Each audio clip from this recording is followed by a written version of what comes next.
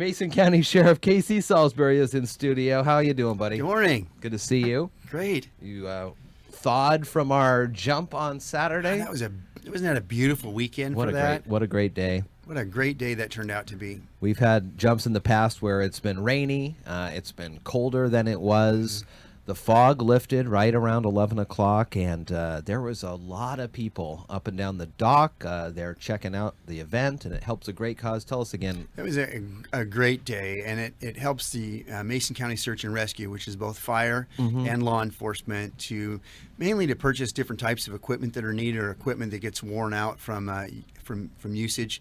And what a wonderful thing that goes to support, because all the money from that, so one of these causes that the very money that goes into that goes right back into the community to help someone in need is what that does. And so it is just a really neat function, and I appreciate you all for coming out and doing that, but also to thank all the volunteers that were out there. And there were volunteers there that had a band there were people from the Lions Club, but to raise that, and then all those volunteers that will use that equipment when they go out as far as search and rescue, because when they're out there and somebody's missing, you have a missing child or a missing person up in the high country or out in the middle of nowhere, that equipment becomes very, very important. So what a great cause. I was seeing that lots of folks were raising a lot of monies, and then after that, does it get collected? And we talk with like the food banks and things like that, and they're able to use leveraging to stretch the dollars more to get equipment at better deals. Is that how it works then for search and rescue, or is this kind of monies that a person will have to just go to a regular store and buy a piece of equipment, or does it come from like a clearinghouse where there's surplus search and rescue? It depends. Some of the equipment that you might think of as very specialized equipment. Yeah. Like I think I alluded to last time we were on, we had a special, I guess you'd call it a roller for lack of a better term, that actually connects onto the steel bridge, so that when you have to roll ropes over the edge, it rolls that roller rather than damaging the ropes. That was I can't remember who made that for us, but that was a custom made piece of equipment, that roller, because it locks right on specifically to that bridge to go over with.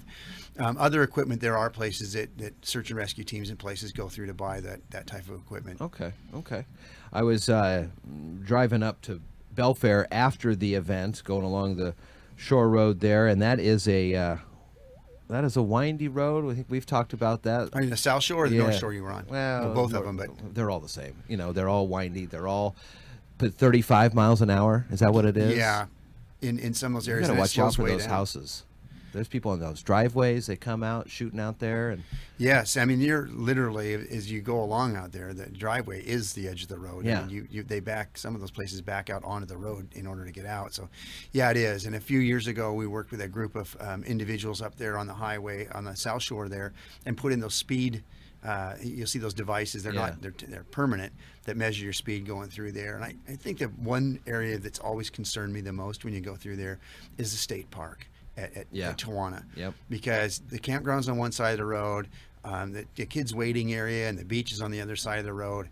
And in the wintertime, I think people get in the habit of just driving through there because the speed's a little bit higher, and then it reduces down in the summer. But there's a lot of people moving back and forth across the road there. So even the houses that there's no house on the water side, there is often beach access that they're able to, and they can just walk across. You really got to watch yourself. Both the areas, the South and the North Shore, are like that, and we do a lot of traffic emphasis and things out there with the state, and try to bring that down. We were up kind of by where your office is up there in Belfair. It looks nice, and that's been a benefit to the community up there for sure. Then you're talking about Highway 3 going through northbound. Isn't that nice? That's finally... That's all done, and then your guys' satellite office up there. Yes. Real nice location for that. Perfect. We can, up in the Belfair area, when we came here, we had that little tiny space that maybe would fit this table in there. And it was just not working out real well. And being able to put that up there has been a huge benefit to the north end. What else is going on, Sheriff Salisbury?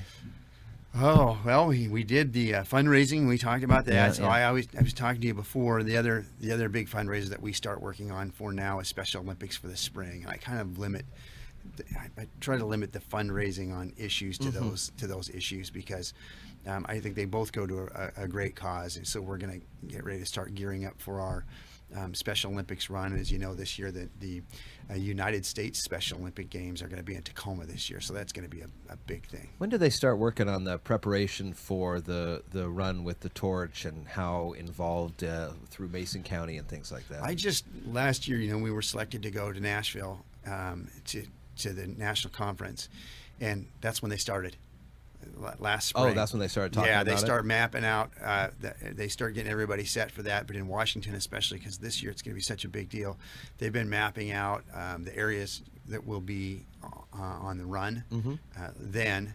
And because some places they've got to get road permits for and those kind of things. Sure. You got to block roads and think about those kind of things. So they started last year. It's kind of a year-round process, really, for the Washington State Special Olympics folks are working year-round on that. Mason County Sheriff Casey Salisbury, it's always nice talking to you, sir, and we will check back in next week. Okay. See